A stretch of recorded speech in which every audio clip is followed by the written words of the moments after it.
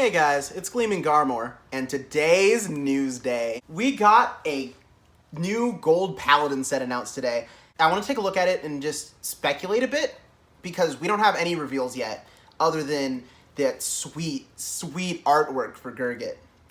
Now let's talk about what kind of things we're going to get in that set, right? So first of all, the starter we're going to get is probably going to be either Rising Lionette or Early Dawn Knight Cole. And the reason I think it'll be Cole is because in the Rummy Labyrinth set that we just got, the starters that they gave to Grand Blue and Pale Moon were the starters that came in their trial decks. Now, Gold Paladin didn't actually get a trial deck in G-Era, but they did get a start deck. And out of that start deck, Early Dawn Knight Cole was a very commonly used starter. In fact, there was a Garmor deck that just main decked for Cole. And if I was going to remake that today, I would probably still play the Coles in main because, oh my gosh, Cole is just such a good card. But that's inconsequential, actually, because, like, a starter's a starter. But, you know, free Grassland Breeze. Anyway, we also know we're going to get one of these Crit Sentinels. And in the case of Gold Paladin, if current trends are anything to go off of, then our Crit Sentinel will be a card called Scarface Lion.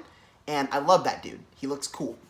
Then, of course, we're also going to get a Grade 3 Searcher. Yeah, I would show you one, but I haven't invested in a deck that needs one right now. Grade 3 Searcher will probably be Dawning Knight Gorbaduke, because it also fits with the trend for everyone except Aquaforce for some reason of making their Stride Fodders into the Grade 3 Searchers for the clan. Also, since we're getting Gurguit as our VR, it makes sense that all of the surrounding Gurguit cards, you know, the ones that you associate with Gurguit, Gorbaduke, Cole, Scarface Lion, all of them are getting retrained.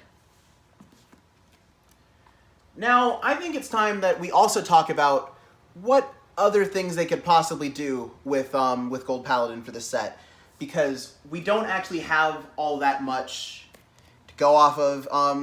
So the thing about Gold Paladin is a lot of our cards are very underpowered compared to everything else in Standard. It's a lot of little pieces that don't do anything insane on their own. So, for example, I think like the biggest power card that Golds actually have would be Hole. And Hole is just 10k to a unit if you have Kaiden. Now, the problem is, for decks to find good use of Hole, they also have to find space for Kaiden 99% of the time. Because 5k is alright, but 10k to the unit in front of it is actually really good. Now, if I had to guess, right, I think that Gurguit will have a multi-attack. Either Gurguit himself will be the multi-attack unit, or we'll get something like Holy Mage Quill, or something will be retrained to have a Quill-like skill, where on attack we call cards. And I think that kind of multi-attack is just what Gold Paladin needs. Gold Paladin, you know, they nailed it with Agravain, to be honest, where Agravain is just attack with your rear guards, and then Agravain sucks them up and gets them out of the way, and then calls more cards. The problem was Agravain's restriction of you had to call a new board every turn to get any extra attacks in. Because that just sort of led to you still having to call overcards anyway, thus kind of defeating the point of the other cards getting out of the way. Also, this one's less speculation and more something I'm wishing for. I hope one of the triple Rs or even a double R is Liberator Garmor. I've wanted Liberator Garmor in Standard for a while now, and I feel like now's the time to do it, because with these last couple of sets, Bushi has been getting a lot better about including multiple strategies for one clan. Not Neonectar. Actually, no, Neonectar did get, like, a couple of Trailing Rose support cards, like support for pure plants. And then in Butterfly to Moonlight, there was Silverthorn and Magiadol as two separate decks. And then there was Seven Seas and Night Rose as two separate decks. And the only ones that just got one deck were Dark Irregulars and Murakumo. but they already had a kind of variety in their playstyles. Like, there's still NLK decks, and there's still D'Artagnan decks. And then there's going to be Shaharat as, like, a third new kind of deck. And I really hope that Gurguit doesn't just end up being this new kind of deck that is entirely divorced from the rest of what this clan was doing. I really hope that Gurguit is a card that supports a lot of the older cards. Like, here's the thing. I will say, it is kind of strange that there's a bunch of gold cards that we play out of their, like, first and second waves of support. Like, Dindrain is still in absolutely every gold Paladin deck, forever. Even if it's only at 1, like in that Pelennor list I showed you, like, you play Dindrain. Dindrain's in the deck.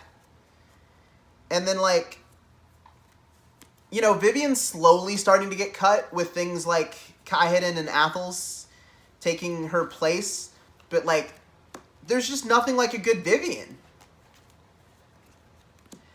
And then it'll be pretty weird to go into this new set and still have to play 4 of a rare from VBT03. Because, like, Athels is a good card. I like Athels a lot. But doesn't it kind of say something about how Bushi has been supporting our clan, that there's not a lot of cards better than it? Because I feel like it does. Like, I feel like I think we need cards that call 2 cards, you know? Or even cards that call 3. Because we have all these circles to fill. And so, instead of making us find space for these, like, for, like, a lot of the Agravain support cards, right? That get power based on how many cards you called. Give us the room for that by giving us more calls than we've had before. I think that is what Gold Paladin needs in Standard right now. You know, that and an effective way to gain hand. Because right now, against a lot of Force decks, we just need to draw cards. Oh, also, it would be very nice if, revisiting that Liberator Garmor idea, it'd be very nice if it had, like, the cross skill, and then we could use Gunhild as a 15k shield whenever we wanted. That'd be pretty neat. That'd be really nice. And then also, like, that would fix some of the offensive issues, too, because it's a 13k booster that can intercept from the back row. That does everything. And then, one thing I don't want, right? One thing I don't want is another VR that's slow or relies on other grade 3s, like Platina. Like, I think Platina Ezel was a really cool idea for a card, but then in execution, it was just kind of a pain to play, because you never really... Games didn't last long enough unless you were playing specifically Ezel, and you were specifically doing the double superior ride going first. There just wasn't enough room, and there wasn't enough time. But if we could get something that's just powerful, something strong, something that's just a card that does a single job, and that is filling our board. Like, that's really all we need, is filling our board in the middle of the battle phase. Even if it means, like, calling over things. Although, I would also appreciate maybe some means of recycling in Gold Paladin, because we go through cards very, very fast, right? So, when you go through cards that fast, you're going to run out of resources eventually. You're going to deck out eventually. Even Granblue got themselves a way to prevent themselves from decking out in this last set with Negrobone.